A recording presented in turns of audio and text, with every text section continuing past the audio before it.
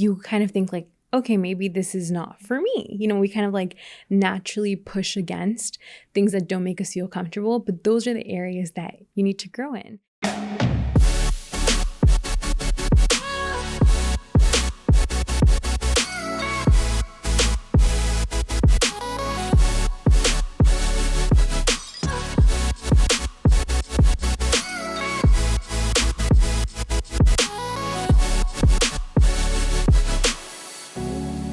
Welcome back to the She Cultivates podcast, a space where we talk about faith, personal growth, and cultivating healthy community. Here, we're all about empowering you to cultivate a healthy self, heal, grow, and build meaningful connections. And I'm so excited that you're here. If you haven't already, make sure to subscribe to this podcast and leave a review. All of that helps us to grow, and I would love to hear your feedback. As this new rebrand, we would love to hear what kind of episodes you would like to hear from, what type of guests you would like to hear, and it's all in different areas of womanhood and cultivating different areas of our life. And if you haven't already, make sure to also check out our She Cultivates Orlando community, which is all about cultivating your best self and community in person. And we have some exciting things coming. As you heard in the previous episode with our team, we shared about different things that we're looking forward to when it comes to bringing women more intentionally together, certain events that we're doing, and maybe a retreat. That is what I would love for this year to happen. But we are working on those things behind the scenes. So you can also follow us at She Cultivates Oral on social media. And also, if you want to start your podcast, create some content, and you want to do that here locally in Orlando, this is an amazing studio space here at High Hello Labs in downtown Orlando, which will be having a live event in February, and we have some exciting things coming up as well. And so on today's episode, I wanted to share about a little bit when it comes to personal growth that comes from entrepreneurship. Different areas that I have learned that it has shaped me. I've shared in the previous episodes that entrepreneurship has been a personal growth journey because it teaches you areas that you need to grow, areas that maybe like work before that you have to pivot and learn, mindsets that you have to let go of. And in the past month and a half, I would say 2 months, I've had to make some decisions when it comes to entrepreneurship. What's working, what's not working, certain things that I have to invest in, maybe cut back on. And a lot of that comes from you doing. The ideation part of a business is great, having a whole bunch of ideas and concepts and like the vision. But a lot of it is you actually practically putting it into work, And so a huge part of my personal growth journey has been showing myself that I can do hard things and make decisions. Confidence for me has come from making the decision, seeing like, okay, like that worked out. Okay, like I was assertive here. Then that builds that little confidence that you can do those things, that you can make smart choices. And as we talked about in last week's episode about sometimes when you don't know how you've navigated this before, like this is the first time that you've worked through that, it's sometimes like that fear, like, am I going to make the right decision? Like, do I have what it takes? But you actually making a decision is what's going to help you to get the results that you want, So I have been able to see what I'm capable of doing by doing it and seeing, and that has given me confidence. A huge part of last year was growing pains, the discomfort that comes from doing things that you haven't done before. And sometimes when you're feeling discomfort, you kind of think like, okay, maybe this is not for me. We kind of like naturally push against things that don't make us feel comfortable, but those are the areas that you need to grow in. Last year, my word, which I've shared before, was assertiveness. And I think that a huge part of being assertive came from my own personal relationship with myself. So I used to not like conflict, not like confrontation. I was a yes person for most people. And I was always someone that like kind of read the room of people. So I'd be like, oh my God, like they maybe don't like what I said or how I said it. Or like I was perceiving people's emotions or thoughts, before, so I would perceive people's dislike or feelings as assumptions. I didn't know that for sure, but I was kind of like picking up on that. And so that was an area that I had to grow to realize that like it's not personal and like business is business, and a huge part of that is knowing that sometimes tough conversations need to be had, tough decisions need to be had. And that's all part of growing, and that ties into also failure. Failure is a huge part of your growth within your business, within what you're doing. Because when you fail at something or something doesn't work out, you can actually sit there, evaluate what happened, and fail forward, decide to change or pivot. But if everything's always like, oh yeah, great, like all is fine. I know some people maybe have that experience, but I would say most people, they fail at something that doesn't work out, so then they try something else. Maybe they try this and it's like, okay, it's working, and then it doesn't work anymore, so they have to pivot. And that's a huge part of figuring out what works.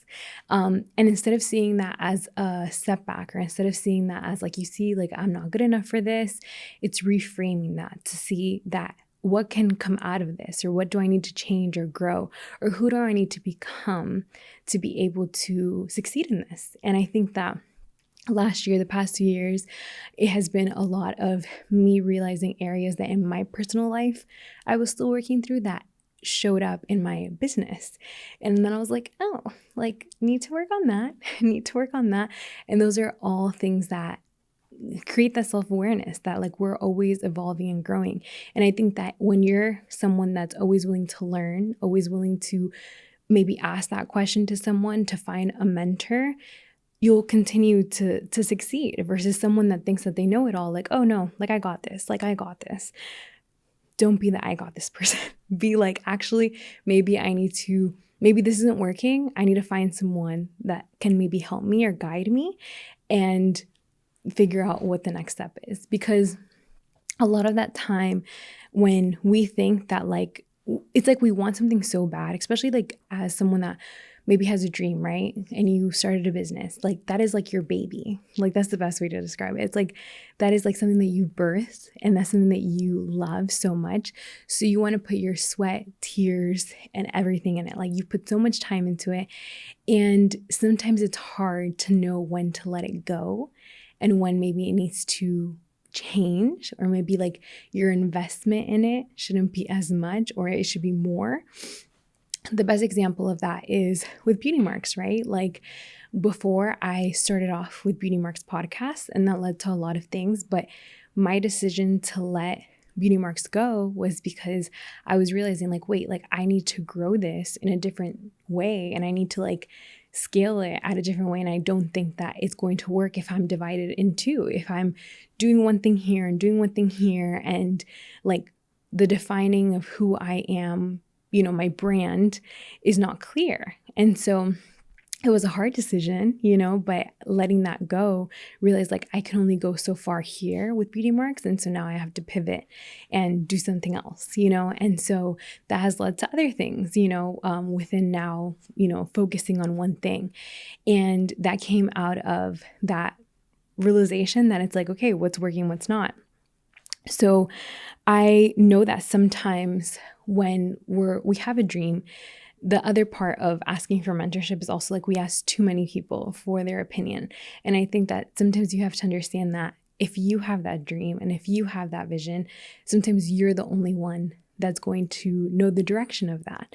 And if you have like this like inkling of like, okay, I need to do this, like this is the way that I need to go, then like trust your gut, like trust that it's going to work out, even though some things, like the difference of like when to let it go, but also like when to continue, because just because you have obstacles or certain setbacks doesn't mean that you have to give up on it. I think the biggest thing that I have learned from entrepreneurship and like how to keep going is that you have to keep going. A lot of people, when they start seeing that it's not working, or like, okay, well, no, I got a no here, like you give up. And because it's so much easier to do that than to go through the emotions and feelings of feeling like a failure, or it taking longer than other people around you. And so I think that part of building that grit and resilience comes from you showing up despite what you see, showing up despite the numbers, going up and down, showing up in all those different ways. A lot of people, when it comes to like, for example, a podcast, I know in the past 4 years, I was looking at like this chart, right? Of like, okay, like, the numbers, it's like this, like, okay, like, and there's months that it's like very, very high, others lower but when you put like the overall, it's like this. So that's how I see consistency. It's like you're showing up and it's like, okay, like every day is different, but you're making progress going up. But if you stop, then it's going to go down. Like, so it's like you showing up for yourself and your business is so important. Like on the hard days, on the days where nobody shows up, like how we talked about on Arlene's episode with Women Conference of Florida, that the back end of doing events and all of that is a lot of work. Content creation, that takes time, that takes creativity, that takes intentionality. And most people, when you're starting, you do all the jobs. You wear all the hats. So you're the admin, you're the social media, you're the voice, you're the email marketer, you're the website developer, you are the branding kit, expert. And so you are all those roles. And sometimes it can be exhausting. I know that I am super blessed to have the She Cultivates team, but a lot of the ideation and all of that does come from myself. Like I have to think about like, okay, where's this going? And then it's like, I delegate and I share the vision or the path. And there's other things that someone takes ownership of and they're like, okay, I'll run with that. But a lot of the stuff, like sometimes it's they look at me like, okay, what are we doing? Or like, what's the direction of it?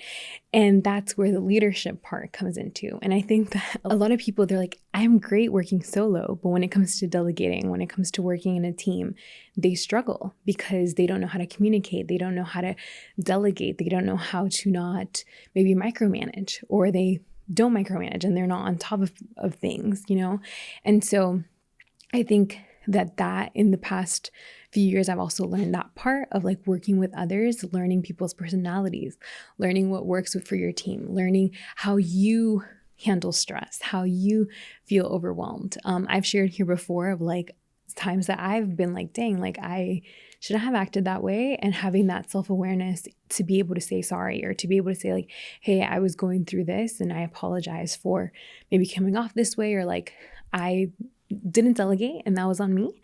And other times where it's like you're checking in on people that you kind of see that, maybe they're not showing up to meetings, or they're not, so like you actually having a one-on-one with them and being like, hey, like what's going on?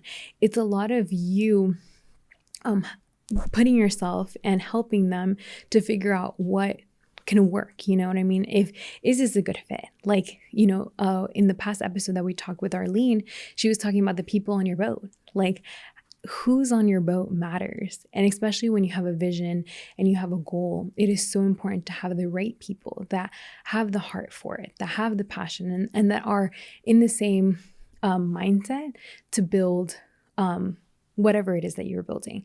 Because those people, if they're doubting, or they're always, not fulfilling certain things, or they're like, oh, like this is like a side thing that I do, like it's the energy and the being on top of them is going to drain you more than to help you. So it's like the people that you have on your boat is so important. That also matters when it comes to what voices you're listening to.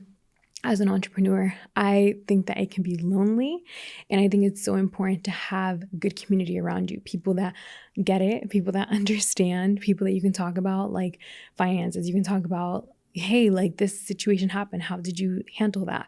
That you can talk about how to scale, maybe email marketing, maybe how to use AI in your business.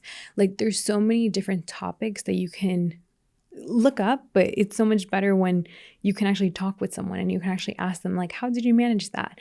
And I have found amazing women where I can talk about those things, where I can share my heart and be like, hey, like this week was rough, like this was hard to navigate, or like I had to have a hard conversation, or I have to figure out a new way. And I think it's so important to have the right people that support you, that encourage you, and that you do that for them, that it's more of a collaboration, that you're able to share ideas and also be discerning of people's intentions when it comes to what they're trying to get or why they're trying to partner, like how we talked about in the past episode, because it's good to be discerning on what that looks like, because that can help you in your business or that can bring you down. Another huge part I would say that I have learned is to let go of the hustle culture, which I think the reality is that when you're building something, you do have to hustle and you do have to work hard, and it is blood, sweat, and tears. But I also think that it's important to have a balance between you being super, like I would say, like a workaholic, right, towards your dreams versus enjoying the process and having days that you rest, even if it's one day or one night that you're like, I am not going to open my laptop. Like that is so important.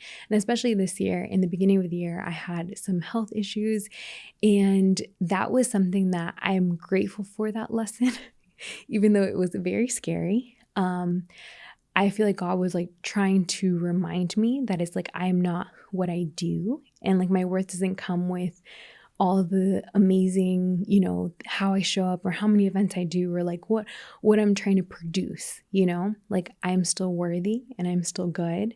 And I have already impacted enough lives or have done a lot, even if I don't do anything more, because sometimes we put our identity in the work or our business that we do. And it's like, well, you are not that, And so I surrendered that. And I remember being like, you're right. Like, Lord, like I'm not what I do. And even if I had to stop doing what I'm doing, I'm still worthy, And so kind of letting that go of like that rush, that hustle, like of going into the year and being like, all right, like I'm doing my part, but I'm not like trying to race to get to where I'm going to get to. Like what is for me, and I'm working towards the life that I want. But at the same time, like I'm not forcing it or extending myself to hurt my health, in the process. And so I feel like that was a valuable lesson, and that is something that I'm constantly being intentional about, like within my schedule. Like next weekend, for example, like I have an event,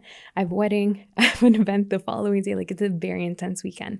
So then I'm like, what day am I going to have for myself? I'm like, Monday, I'm not going to plan out anything. That is the day that I'll be able to rest, be able to kind of gather my thoughts, be able to, take it easy during the morning so that I can show up in the best way. Because if you're not,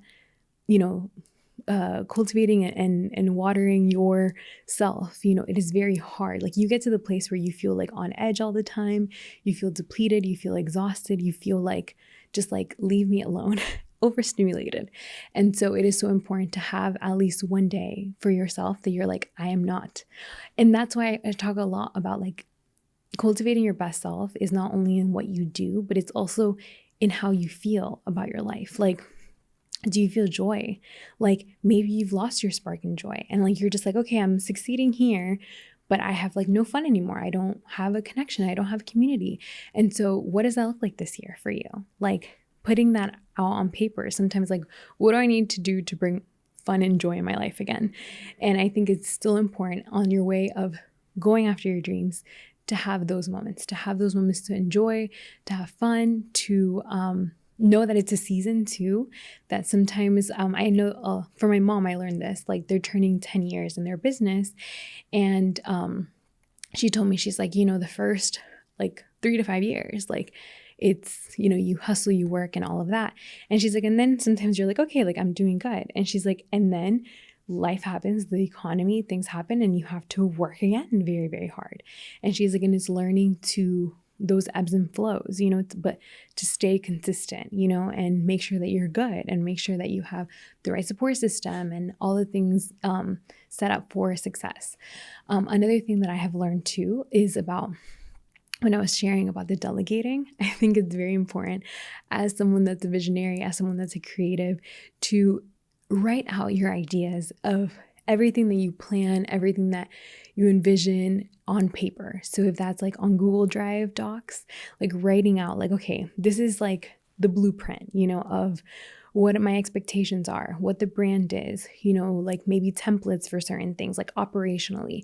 Because I think that as someone that is like, I got it, I can do the many hats, it's also a lot on you. And if you're able to have a team or have support or have help in any way, even as you end up hiring, or even as you get interns or volunteers, like it is so important so that people know what your expectations are, what the vision is, like clear, like everything, so that people know and know what they're signing up for. Because again, people are sometimes waiting on you to be like, okay, like the guidance, but if you're like, everything's in your brain, then it's like, how are they going to know, and then you assume that they got it. It's like, no, like you have to lead and teach and train, and like that's part of building a team, that's part of leadership. And so those are a few things that I have learned in the past few years. They have been very helpful to be more assertive, to be more confident, to have the good support system, to know that there will be ebbs and flows, and to not give up no matter what. Because I think that what you're building, when you have such a purpose behind it, knowing your why, that is also a fuel to keep going. Because I know that when we were talking the past few episodes about like, our She Cultivates team, like when I hear someone say like, hey, like I went to this event, or I heard this panel, or I met this person and that helped me so much, that changed my life. I just felt very, accepted, loved. I felt like that's what I needed. It just makes you realize like, wait, why you do what you do. And so whatever that looks like for you, just know that we're all on a journey and a process, and it's part of it. It's not always going to be glamorous highlight reels, and there will be hard days when your health, finances, life struggles come, and you having the grit and resilience to keep going. So I'm rooting for you. I'm cheering for you. And I'm so excited that you're here. And make sure to subscribe to this podcast, send this to a friend, share with us on social media. Let me know what you love. And I will see you guys next week.